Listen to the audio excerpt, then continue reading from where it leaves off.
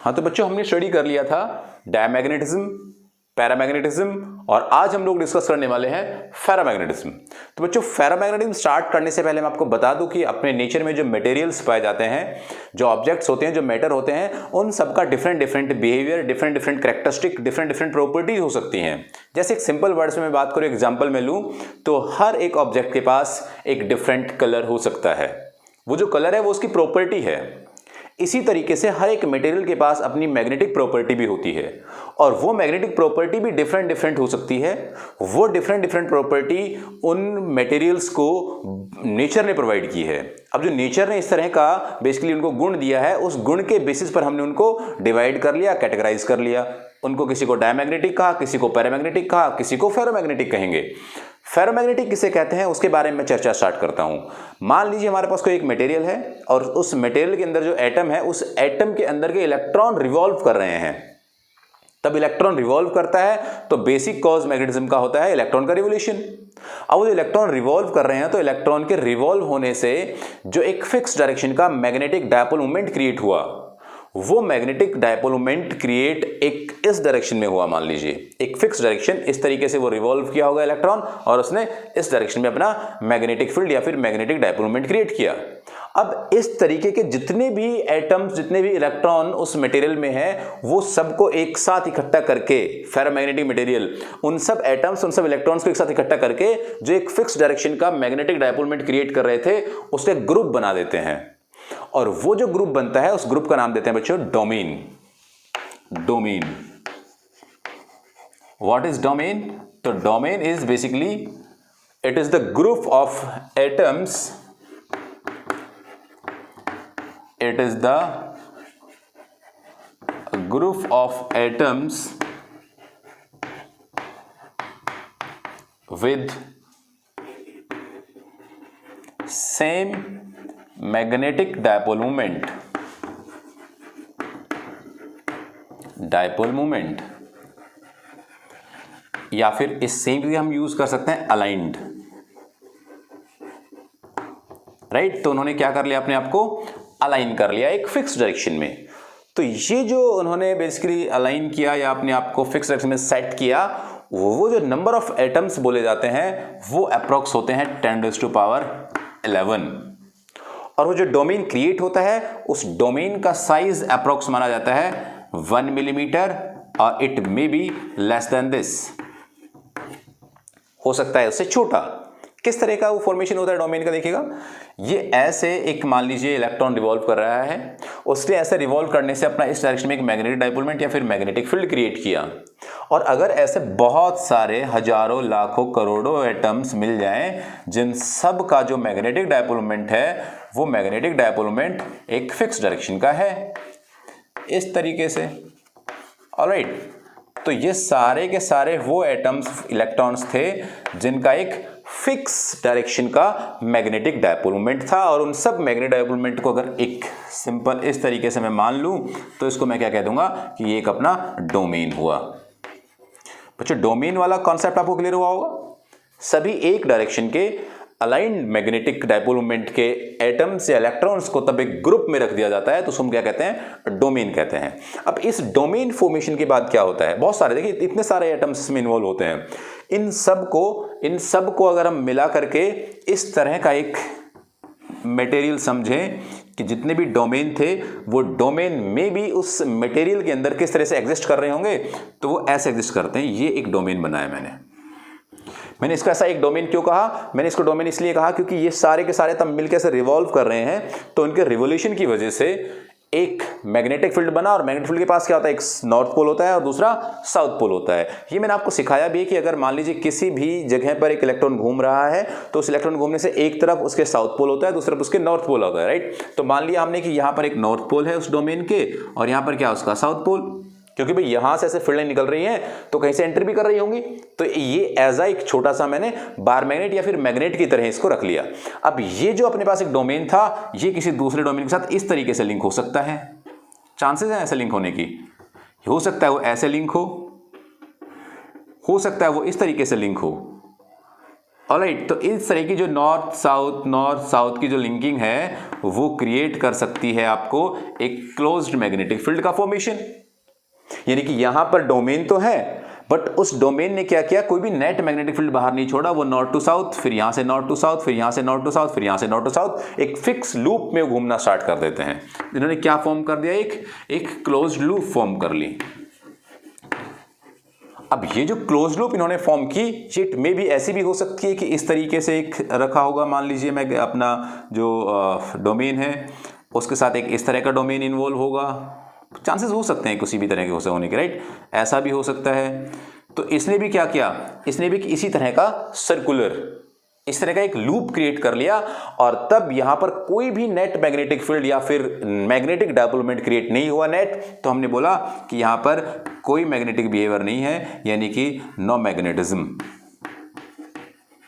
यहां पर कोई मैग्नेटिज्म क्रिएट नहीं हुआ। अब अगर इसको उठा के डोमेन क्लोज लूप और इस क्लोज लूप वाले फॉर्मेशन को उठा के अगर हम किसी एक्सटर्नल मैग्नेटिक फील्ड में रख दें, किसी भी एक्सटर्नल मैग्नेटिक फील्ड में रख दें, तो क्या होगा, put in external magnetic field, put in external magnetic field. अगर हम इसको अब एक एक्सटर्नल मैग्नेटिक फील्ड में रखते हैं तो क्या होता है, देखिएगा, ये इस तरह से जितने भी इसके डोमेन थे वो सारे के सारे डोमेन अपने आप को अलाइन कर लेते हैं फिक्स डायरेक्शन में। ऐसे ये एक डोमेन, कहा मैंने, ये नॉर्थ, ये साउथ, अगेन एक डोमेन, ये नॉर्थ, ये साउथ, ऐसे डोमेन, फिर से नॉर्थ साउथ, और ऐसे सारे डोमेन उसके अंदर इस तरीके से अपने आप को अलाइन और फिक्स कर लेते हैं। और इसका जो ऐसा अलाइन करना है, ये है फॉर्मेशन ऑफ मैग्नेट। यानी कि ये जितने भी डोमेन इसके अंदर थे एक्सटर्नल मैग्नेटिक फील्ड में रखने की वजह से उन सब ने अपने आप को इस तरीके से अलाइन कर लिया। और अगर ये इस फॉर्मेशन में उन्होंने अलाइन कर लिया तो क्या हुआ, अब इसका एक नेट मैग्नेटिक फील्ड या मैग्नेटिक डायपोलमेंट, आप जो कहिएगा, वो इस डायरेक्शन में आना स्टार्ट हो गया। यहां से ये एग्जिट होना स्टार्ट हो गया, और इधर से क्या होगा, वो साउथ हुआ तो साउथ से बाहर निकलेगा, क्या नॉर्थ से बाहर निकलेगा, शायद हमने इसको उल्टा मान लिया, कोई बात नहीं, वो इधर से ऐसे बाहर निकलना स्टार्ट हुआ नॉर्थ से, और यहाँ पे साउथ से वो ऐसे एंटर होना स्टार्ट हुआ। तो अगर वो इस तरीके से यहाँ से एंटर होना स्टार्ट होता है, यहाँ से बाहर निकलना स्टार्ट होता है, तो ये क्या बन जाता है, एक मैग्नेट बन जाता है, एक मैग्नेट का फॉर्मेशन हो जाता है। अब ये जो मैग्नेट का फॉर्मेशन हुआ, ध्यान दे मेरी बात पर, ये जो मैग्नेट का फॉर्मेशन हुआ, इस मैग्नेट के फॉर्मेशन की वजह से हम फेरोमैग्नेटिक मटेरियल्स को मैग्नेटिज्म सपोर्ट मटेरियल बोल सकते हैं, यानी कि वो मैग्नेटिज्म क्रिएट करते हैं। और मैग्नेटिज्म कब क्रिएट करते हैं, तब उनको हम एक्सटर्नल मैग्नेटिक फील्ड में रखते हैं, यानी कि इन्होंने काफी स्ट्रॉन्ग मैग्नेटिक फील्ड यहां से जनरेट किया होगा। फिर से रिपीट करता हूं मैं, अगर मान लीजिए मैं एक आयरन का पीस लूं, ये मेरे पास एक आयरन का पीस है, और इस आयरन के पीस को मैं किसी भी एक्सटर्नल मैग्नेटिक फील्ड में रखूं, तो वो एक्सटर्नल मैग्नेटिक फील्ड यानी कि वो मैग्नेट इसको अट्रैक्ट कर लेता है। क्यों अट्रैक्ट कर लेता है, अभी तो ये मैग्नेट नहीं है, मैं किसी के साथ भी इसको टच करके देखूं तो ये मैग्नेट नहीं है, बट तब ये किसी एक्सटर्नल मैग्नेट के कांटेक्ट में आता है तो वो मैग्नेट इसको अट्रैक्ट कर लेता है। क्यों, क्योंकि इसके अंदर जो क्लोज लूप बनी हुई है डोमेन्स की, क्योंकि आयरन को मैंने बोला ना कि आयरन फेरोमैग्नेटिक है, राइट, और आयरन फेरोमैग्नेटिक, इसलिए फेरस बेसिकली फेरो और फेरस उसी वर्ड से बने हुए हैं, फेरोमैग्नेटिक। तो आयरन के जितने भी क्लोज लूप वाले डोमेन थे उन सब को ये वाला एक मैग्नेट उनको अलाइन कर लेता है और वो अपनी तरफ अट्रैक्ट कर लेता है। कभी कभी वो इस तरीके से रह जाते हैं उसके, तो वो एक परमानेंट मैग्नेट सेट हो जाता है, नहीं रहते तो वो फिर से क्या होता है, उससे दूर करने के बाद वो फिर से उस तरह का आयरन बन जाता है क्लोज लूप वाला। तो तब क्लोज लूप फॉर्म डोमेन होंगी लेकिन क्लोज लूप में होंगी तो कोई मैग्नेटिज्म नहीं। डोमेन अगर अलाइन होंगी तो हम क्या कहेंगे, हाँ यहां पर मैग्नेटिज्म है। अब ये जो हमने फेरोमैग्नेटिज्म की बात की है, इस फेरोमैग्नेटिज्म में कुछ चीजें ऐसी भी हैं, कुछ external behaviour, external basically conditions ऐसी भी हैं जिन पर ये फेरोमैग्नेटिज्म डिपेंड करता है। तो ferromagnetic properties depend on temperature, basically temperature पर वो डिपेंड करती है। एक बार आप इसे लिख लीजिएगा, फिर मैं आपको वो टेम्परेचर की डिपेंडेंसी इसमें सिखाऊंगा कि किस तरीके से टेम्परेचर पर डिपेंड करता है। तो देखिए इसके टेम्परेचर की डिपेंडेंसी स्टडी कर लेते हैं। टेम्परेचर पे कैसे डिपेंड करता है, तो उन्होंने कहा the ferromagnetic property depends on temperature. ये ध्यान दें, टेम्परेचर पर डिपेंड करती है। मैं आपको बता दूं कि जैसे हम टेम्परेचर राइज करते हैं, टेम्परेचर इंक्रीज करेंगे फेरोमैग्नेटिक मटेरियल का, तो टेम्परेचर राइज करने से जो उसके डोमेन्स अलाइन थे उनका अलाइनमेंट खत्म हो जाता है। अब उनका अलाइनमेंट खत्म हो जाता है, इट मे बी वो क्लोज लूप बना लेंगे, इट मे बी वो अपने आपके सारे के सारे जो उसके डोमेन से उनकी मैग्नेटिक डायपोलमेंट था वो नेट डायपोलमेंट जीरो हो जाएगा, या जिस भी तरीके से उनके अंदर जो डोमेन है वो डोमेन डिस्टर्ब हो जाते हैं, और उन डोमेन के डिस्टर्ब होने से वो जो फेरोमैग्नेटिक सब्सटेंस थे वो पैरामैग्नेटिक सब्सटेंस बन जाते हैं। तो ये जो फेरोमैग्नेटिक से पैरामैग्नेटिक में कन्वर्जन है, इस कन्वर्जन जिस टेम्परेचर पर होता है उस टेम्परेचर को हम कहते हैं Curie's temperature. Like that the temperature of transition कहां से कहां, ferromagnetic to paramagnetic, is called Curie's temperature. Curie's law, Curie एक नियम बनाया था उसने टेम्परेचर वाला, क्या था वो ये था, उन्होंने कहा कि अगर हम इसको रिलेट करते हैं, ऐसे रिलेट करते हैं, दैट इज ससेप्टिबिलिटी, ससेप्टिबिलिटी, ये आपका क्यूरीज कांस्टेंट, राइट, और ये आपका क्यूरीज टेम्परेचर, और ये आपका प्रेजेंट टेम्परेचर। ये एक रिलेशन सेट हुआ। यहां से वो हो सकता है आपसे डायरेक्ट फॉर्मूला पूछे कि क्या रिलेशन है ससेप्टिबिलिटी का और क्यूरी टेम्परेचर का, या आपसे वो बात करेगी किस तरीके से क्यूरी टेम्परेचर कैलकुलेट करते हैं हम लोग, ये सारी टर्म्स आपको दे रखी हो।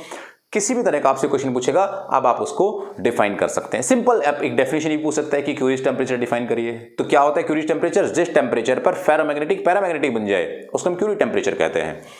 एग्जाम्पल्स मैंने आपको नहीं बताया था कि फेरोमैग्नेटिक एग्जाम्पल क्या क्या है, कौन कौन है जो फेरोमैग्नेटिक बिहेवियर शो करते हैं। तो वो जो मटेरियल्स हैं उनकी लिस्ट मैंने यहाँ पे लिखी है, और साथ में वो टेम्परेचर भी लिखा है कि किस टेम्परेचर पर वो अपना फेरोमैग्नेटिक कैरेक्टरिस्टिक खो बैठते हैं, खत्म कर लेते हैं। कोबाल्ट की बात करता हूं तो 1394 केल्विन पर, ये क्यूरीज टेम्परेचर डिग्री केल्विन में दिया हुआ है। अगर मैं आयरन की बात करता हूं तो ये 1043 पर ऐसा कर लेता है। इसकी मैं बात करूं FeO3 की तो ये 893 पर, और निकल की बात करूं तो 631 पर। तो ये बेसिकली एक टैबलेट फॉर्म है। ये आपके फेरोमैग्नेटिक सब्सटेंसेस हो गए और ये उनके क्यूरीज टेम्परेचर हो गए, जिस टेम्परेचर पर वो अपना बिहेवियर यानी कि अपना फेरोमैग्नेटिक बिहेवियर खत्म कर देते हैं, उसको वो लॉस्ट कर देते हैं।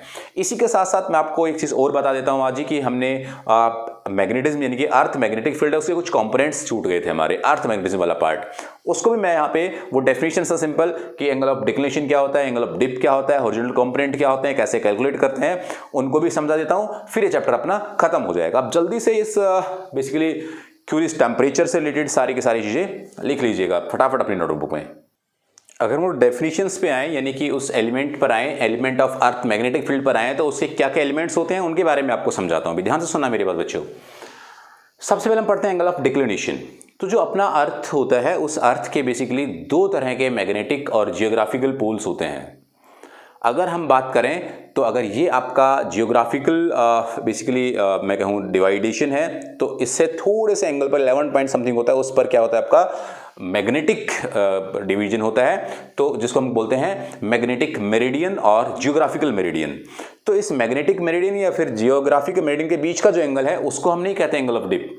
एंगल ऑफ डिप कहते हैं कि जो आपका मैग्नेटिक मेरिडियन प्लेन था या जो आपका जियोग्राफिकल मेरिडियन प्लेन था, उस जियोग्राफिकल मेरिडियन प्लेन और मैग्नेटिक मेरिडियन प्लेन के बीच जो एंगल बनता है उसको हम कहते हैं एंगल ऑफ डिक्लिनेशन। क्या लिखा? It is angle between geographical meridian and magnetic meridian plane, magnetic plane, उनके बीच का एंगल आपका एंगल ऑफ डिक्लिनेशन कहलाता है। इसको हम रिप्रेजेंट करते हैं अल्फा से, किसी किताब में इसको अल्फा से लिखा हुआ है। इसी के साथ साथ एक होता है इसका element angle of dip. Angle of dip क्या होता है? तो एंगल ऑफ डिप बेसिकली वो हॉरिजॉन्टल और वर्टिकल लाइन के बीच फिर से वो एक नेट मैग्नेटिक फील्ड यानी कि अर्थ का जो मैग्नेटिक फील्ड होता है उस मैग्नेटिक फील्ड और हॉरिजॉन्टल है जो अर्थ का, उस हॉरिजॉन्टल के साथ हॉरिजॉन्टल और मैग्नेटिक फील्ड के बीच बना हुआ एंगल कहलाता है एंगल ऑफ डिप। क्या कहा उसने कहा it is the angle made by resultant magnetic field BE, resultant magnetic field BE with horizontal. Horizontal simple है हॉरिजॉन्टल, राइट। तो हॉरिजॉन्टल और मैग्नेटिक फील्ड के बीच का बनने वाला एंगल क्या होता है? एंगल ऑफ डिप, जिसको हम थीटा से रिप्रेजेंट करते हैं, जिसको हम किससे रिप्रेजेंट करते हैं? थीटा से। ऑलराइट, इसी को अगर आगे बढ़ाएं तो एक छोटे छोटे क्वेश्चन आपसे ये भी पूछे जा सकते हैं कि the angle of dip is 0 degree, minus 0 degree equator पर।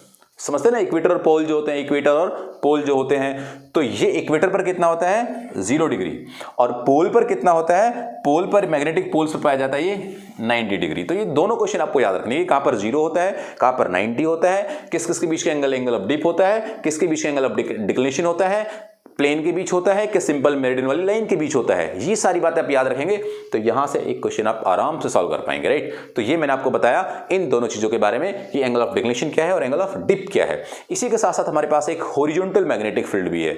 Horizontal component of magnetic field क्या है अर्थ का, उसको मैं आपको समझाता हूं। आप पॉज करके प्लीज इसे लिख लीजिएगा जल्दी से अपने नोटबुक में, फिर मैं आपको नेक्स्ट एलिमेंट इसका पढ़ाऊंगा।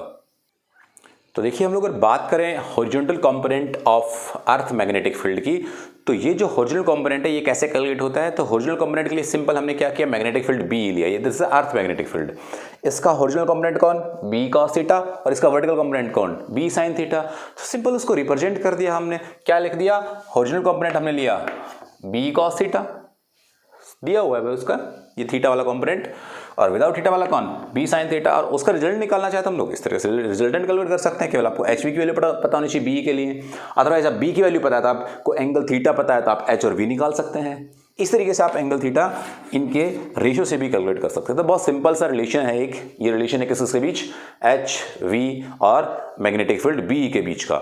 यहां तक अपना मैग्नेटिज्म एंड मैटर का जो पार्ट है वो खत्म होता है। इससे पहले मैंने काफ़ी लेक्चर्स अपलोड किए हुए हैं इस पे, वो सारे आप देखिएगा। इससे रिलेटेड कुछ भी बहुत खास इस चैप्टर में नहीं बचता है। थोड़ा सा थ्योरेटिकल था, बहुत ज़्यादा इंपॉर्टेंट भी नहीं था examination point of view like competitive में, बट फिर भी एक दो क्वेश्चन आ सकते हैं, कोई बड़ी बात नहीं है। सीबीएसई के में पूछा ही जाता है, उसके रिकॉर्डिंग उसके अकॉर्डिंग मैंने सारी की सारी रिकॉर्डिंग की हुई है, वो आप इसमें देख सकते हैं। कोई बहुत ज़्यादा इसमें रॉकेट साइंस नहीं है। अच्छा, मैं आपको एक बात समझाना चाहूँगा कि आप please electrostatic, current electricity, capacitor, magnetism, magnetic matter, potential, सब के लेक्चर्स मैंने अपलोड किए हुए हैं यूट्यूब पर। सिमिलर इसी वे में इसी तरीके से आपको पढ़ाया हुआ है। आप जाकर के देखना चाहते हैं तो आपके पास टाइम है, अभी करीब 1 महीना है, अभी हो सकता है स्कूल 1 महीने बाद ओपन हो, आप उसमें पूरे का पूरा पार्ट देखिएगा, सारी के सारे वीडियोस देखिएगा, सभी कॉन्सेप्ट को समझिएगा। कोई बात नहीं समझ आती आप मुझे डायरेक्ट इंटरेक्ट कर सकते हैं, मुझे मैसेज कर सकते हैं, आप कमेंट कर सकते हैं, मैं आपके डाउट को सॉल्व करूंगा। इसी के साथ साथ मैं आपको नोट्स भी प्रोवाइड कर रहा हूं। उस नोट्स में मैं आपको जो टॉपिक चल रहे हैं इनके साथ साथ दे रहा हूं, बाकी भी कुछ अपलोड हो गए हैं फर्स्ट चैप्टर के, तो ये मैंने आपको दे दिए हैं, और जो बचे हुए हैं बीच के चैप्टर्स के वो मैं जल्दी से आपको डिलीवर कर दूंगा, उन पर काम चल रहा है। इसी के साथ साथ अगर मैं बात करूं तो आप प्लीज़ इस पूरे डेटा को बड़े ढंग से बैठ के अपने घर किसी भी बुक से क्वेश्चन सॉल्व करते हुए डिस्कस करना, पढ़ना। अगर आप क्वेश्चन सॉल्व करते हैं, आप उसकी प्रैक्टिस करते हैं, तो डेफिनेटली आपको चीज़ें बहुत आसान लगेंगी। और अगर आप नहीं करते हैं तो फिर आपको पक्की बात है कहीं ना कहीं प्रॉब्लम आने वाली है फ्यूचर में, जरूर कहीं ना कहीं आप अटकेंगे, या आपके साथ इस तरह का फील आएगा कि हमें फिजिक्स आती नहीं है। तो आप एक बढ़िया सा सुंदर सा टाइम टेबल बनाएं, उस टाइम टेबल को बनाए ही ना, उसको फॉलो भी करें।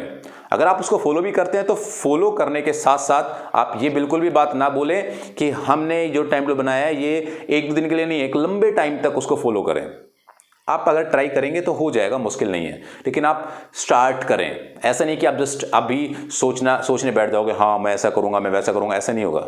आप अभी जस्ट ये वीडियो खत्म होने के बाद आप पढ़ना स्टार्ट कीजिए, स्टॉप लीजिए, टाइम टेबल फॉलो करिए, बनाइए, उस पर आगे बढ़िए, लेकिन चलिए ना साथ साथ। आप एक बैठ के इतना दूर का सोच लेते हो, होता कुछ नहीं है। तो आप प्लीज़ अभी से स्टार्ट करिएगा, अपनी जो भी आपकी स्ट्रेटेजी है उस पर काम करना स्टार्ट करो। काम करना स्टार्ट करोगे तो आप अचीवमेंट तक पहुंच जाएंगे, राइट। चलिएगा, नेक्स्ट चैप्टर्स इसके बहुत इंपॉर्टेंट है, उसके क्वेश्चंस आते जाते हैं सीबीएसई में भी, कॉम्पिटिटिव में के बेसिकली पॉइंट ऑफ व्यू से बहुत इंपॉर्टेंट है वो। तो उनमें हम लोग बहुत बेसिक के साथ सारी चीज़ें फिर से डिस्कस करने वाले हैं। प्लीज़ रेडी हो जाइए हर चीज़ के लिए कि हमें एक्शन लेना है, करना ही है, करेंगे, जरूर करेंगे। सारी बातें मैं आपको बिल्कुल सिंपल वे में, एग्जैक्ट इजीएस्ट वे में आपको सिखाता रहूंगा। चलिए नेक्स्ट लेक्चर में, नेक्स्ट वीडियो में फिर होगी मुलाकात। Thank you very much.